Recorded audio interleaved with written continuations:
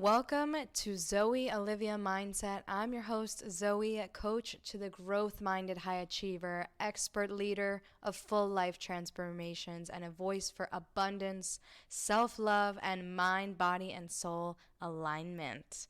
This show is for out-of-the-box thinkers with big dreams, and every episode is designed to help you feel safe and free in your own skin, as well as guiding you in your healing and awakening journey. May you feel energized, expanded, safe, inspired, and free. Thank you for joining me. Let's go. Hello,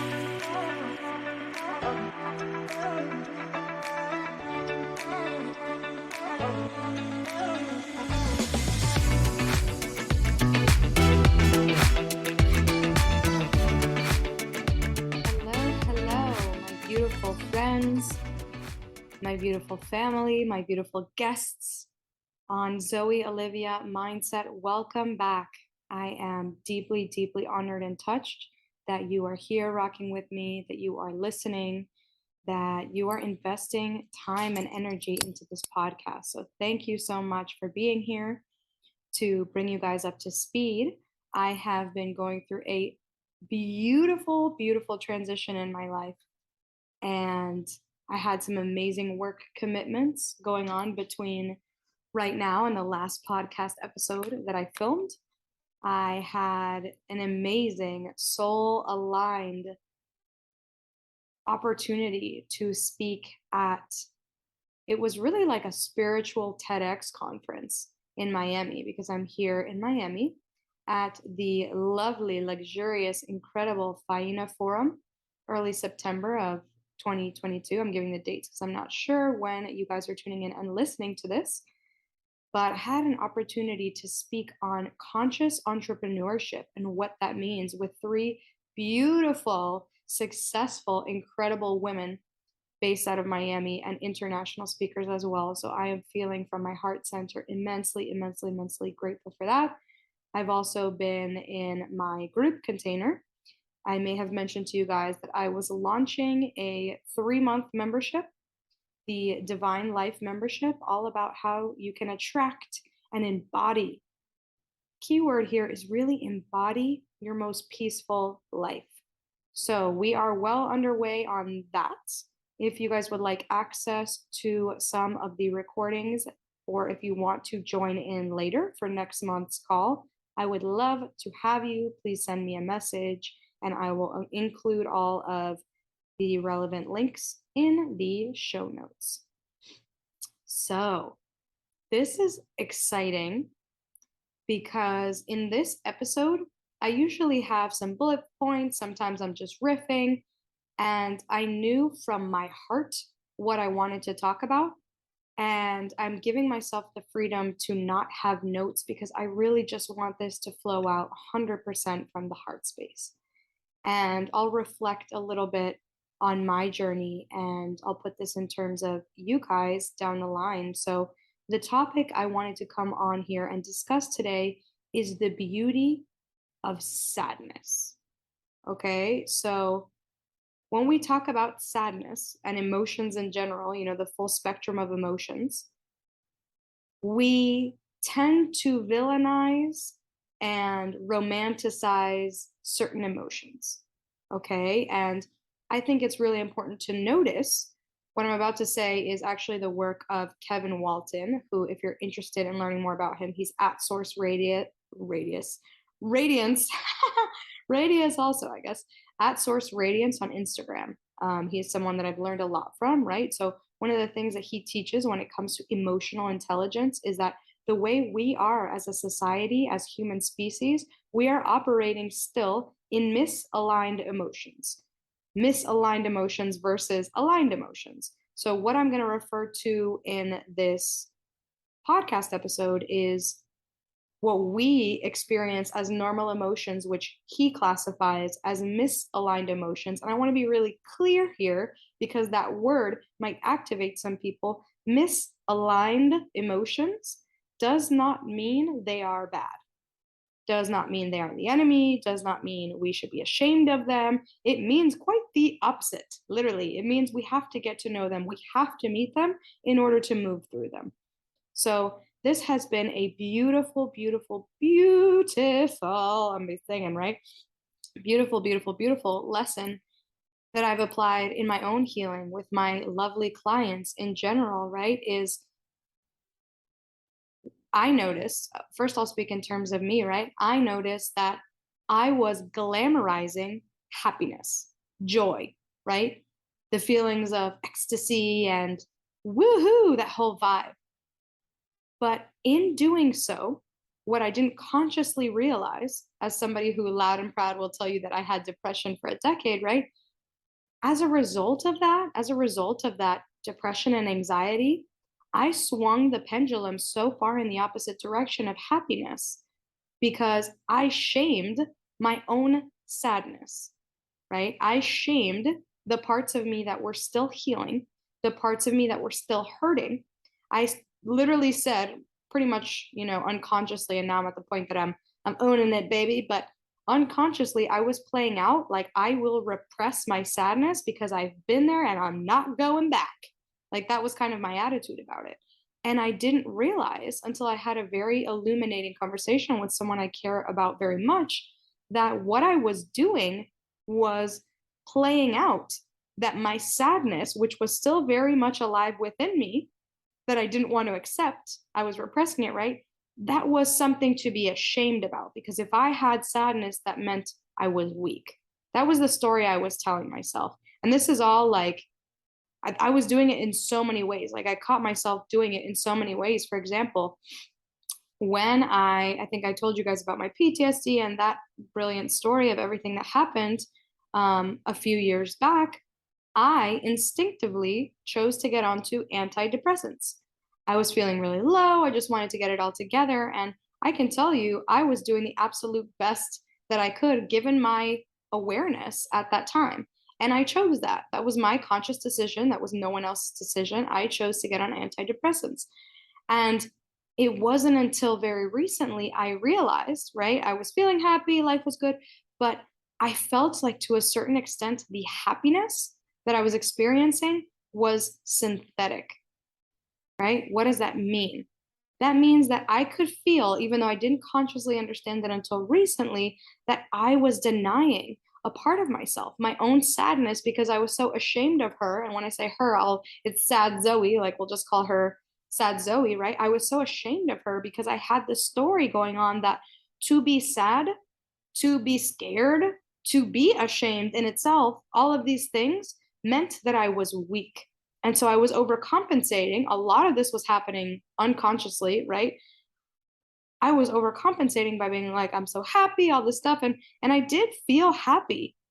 I was just so drastically focused on that versus loving the version of myself that is whole and full and complete and comprehensive and does carry some sadness, right?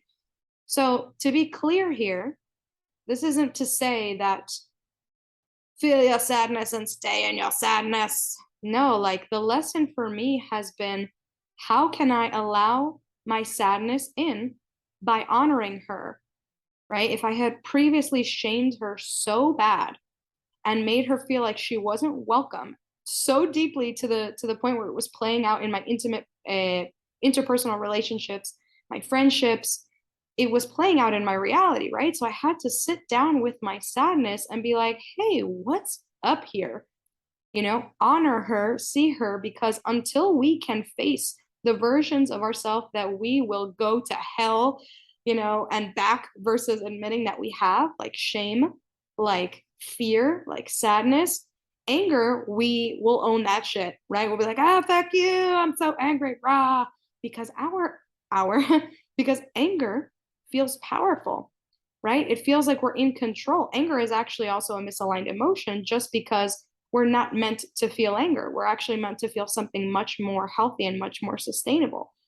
But so as a society, we, we glamorize happiness, we glamorize anger, we glamorize the emotions that feel strong, and we shame and repress the ones that don't feel as easy to talk about, like shame itself, like sadness, like fear. We don't own them because we think that to own them is to think that we're defective or there's something wrong with us. That's not what it is. And that will, if you let it fester long enough, I'm speaking from experience, that will show up in your reality. If you're denying the versions of yourself, that are so beautiful. And this is also not to be confused with the people who wear that as a story. So I want to be really clear when I say own your sadness, own your shame, own your guilt, own your fear, that doesn't mean wear them like a badge of honor that you hide behind because you don't want to face your life. That doesn't mean stay in your sadness. That means recognize that you're not your sadness, right? That it's not you. You are not depression. That's not like your identity. And it's not meant to stay, but it is to be honored and felt and met and accepted and loved. Okay, so where is the balance? Where do you start? First, by even listening to something like this that has you unlock or really resonate with the fact that there may be things inside of you that you are repressing, through, I know we use the term dissociating, through not thinking about it, through avoidance behaviors. So getting really clear on what it is we're avoiding and facing that. It doesn't mean if you're really scared of something, you go right, jump into it right now, but start with, okay, if I'm scared of doing X, why?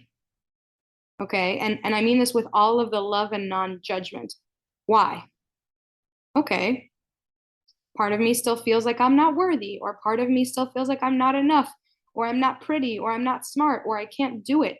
And meeting that, right? Part of my journey, which has been so so fucking epic and so fucking brilliant, has been seeing simultaneously that I have gotten success and there is still the belief inside of me, even though materially and like externally I am quote unquote successful by social standards, within me the belief was still alive that I couldn't do it and that I wasn't enough and that I was an imposter and all these things. And that doesn't mean I am those identities. That just means those are things inside of me that I need to accept and love and address. Not because they're the truth, because they're not. We all know that we are abundant by birthright, right? We are wealthy by birthright. We are capable. We matter by birthright. But when we don't feel like we are, that means there's a version of us, the part of us that feels small or sad or scared or unsure or ashamed. She needs to be met and addressed. She needs to be loved. And if we avoid her and if we ignore her, we think she's going to go away or like she doesn't exist, which is what I was doing. I'm like, oh, it doesn't exist. I'm so successful, right? Until I sat with myself and I'm like, oh my God, this is still alive within me. We won't move forward and we'll create situations where it's everyone else's fault versus our own. So I just wanted to get in here, even though you guys hear my podcast and I am high energy all day and I got the jokes and I have, the activations and the wisdoms and the inspiration, right? I want to come on here and tell you that it's okay if you're feeling heavy, if you're feeling sad, if you're feeling confused, if you're feeling less than, if you're feeling shamed, to even say that you feel less than, because there's no way. Especially, I feel like the older we get, the more likely we are to repress that one because we quote unquote have it all together. And there's no way that I still feel shame and unworthy at my ripe age. But like we do, and that's beautiful. And it's not until we can see that and own that and say that we can truly stop creating situations to replay that, and we can really live in our abundance. We can really live in our peace. We can really live in our soul's purpose. So the message is it's okay. It's okay to start to look at the versions of you that you really don't want to see because you think it might mean that you're less. It's okay to start to open that door. And the first place to start is to get really clear on your avoidance behaviors. Okay. My old ones used to be drinking, drugging. And I'm like, no, I just like to go out, throw some ass around and dance with my friends and I have fun. And I still do love to dance. That's one of my passions. I'll always be dancing my whole life. But when I would do those things, I would go out because I didn't want to face my shit. And I felt so uncomfortable with something that was alive inside of me that I would go out to try to not feel that. Okay, so getting really clear on our avoidance behaviors and how they play out. Is it food? A lot of us have a food one. I definitely have a dessert one. that rears its head, right? Are we chronically late for things? What is your avoidance behavior? What are you doing? Is it TV? What are you doing versus facing what you're avoiding? Because if you can look at that, that's the first step. And those little versions of you that just want to be seen and loved by you, like your misaligned emotions, they will start to feel seen because they're like, okay, we've been throwing tantrums to get her attention or his attention, and finally she's starting to take ownership of the fact that she creates this thing, and she's going to meet me and to see me, because that's a necessary part of healing and of growth. So getting to know your avoidance behaviors is really, really important, right? Next, this one will likely land. If you're listening to this, it's very likely that shame exists inside of you, okay? And the old me, who was super on her happy high horse, everything's perfect, and I do think everything is perfect, but that's a different conversation. That's like a structure of existence conversation, but that was actually an avoidance behavior for me at the time, when I was really, showing up as the extra happy version of me, right? So getting to know her. And I lost my train of thought there. The irony. I want to tie this up by, oh yeah, I was talking, okay. So there is likely shame inside of you. And if you're anything like me, who was that super happy, oh, I could never feel shame. Even the word shame, I would kind of cringe and like look away. And that in itself, I'm saying now, was an avoidance behavior, right? Shame is just us not accepting ourselves. Shame. So what is it that activates you, right? If you want to find your shame really, really fast, I don't believe in the word trigger, but I know it's normalized, so I'll use it just in this context. Like, what triggers you? That's a direct clue to where your shame is and where you're not accepting yourself. Is if you're seeing it in others and in your external, that's where it is. And that's where you have to meet it to move forward.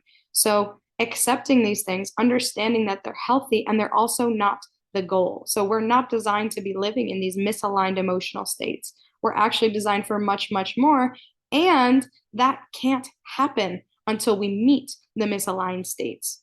Not because the misaligned states are wrong or bad or we're screwing up and we're such a failure, but because it's essential to meet every version of ourselves, even the version of ourselves that feels small and unworthy and sad. Like, that is a beautiful fucking process. So I wish all of that for you if you are listening, owning that, sitting with that, even if it's uncomfortable, allowing yourself, allowing your nervous system to really, really sit with the things that you're used to avoiding. That's where your healing is. Okay. So if you are dedicated to your healing, to your liberation, which if you are listening to this podcast, chances are, whether you know it or not, you are dedicated and you're curious and you're interested and you're motivated to focus on your healing. So that's where you're going to start. Where am I not accepting myself? Where am I running away versus facing? Because that's what we want to look at. Okay. We're not here to not face that. And you can close this podcast and continue to avoid the things that you're avoiding, but they don't run, like they don't disappear. They will be played out in your personal relationships. They will be played out in your reality. So get really on top of this, not just for you, but for the collective, right? For the future. If you are one of those people that's like, oh, the future is so, we're screwed, like one of those. Not if we do this, not if we do this healing work. The future's fucking bright as hell. If we meet ourselves, if we heal ourselves so our kids don't have to, right? Let that land.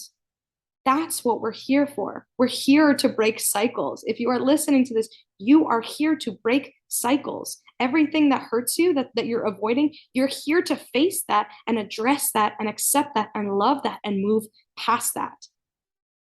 You're destined for more than that. Okay? So I love you infinitely. I know this one was it was interesting, and it was really, really beautiful to talk with you guys about the full spectrum of the emotions. So I will be going live on Instagram September 29th 5 p.m. Eastern with my beautiful, amazing, brilliant friend Emiliana. And I will likely be posting that live as a podcast episode. So stay tuned or catch me on Instagram. And let me know, you guys, what you think of this episode. DM me at the Zoe Olivia or at Zoe Olivia Mindset on Instagram. Let me know your feedback. Let me know your thoughts. I would love, love, love to hear that. I'm wishing you peace. I'm wishing you love. I am wishing you self-acceptance. I am wishing you healing, growth, liberation, all these beautiful things that you deserve. I love you very much, and I'll be back with you soon.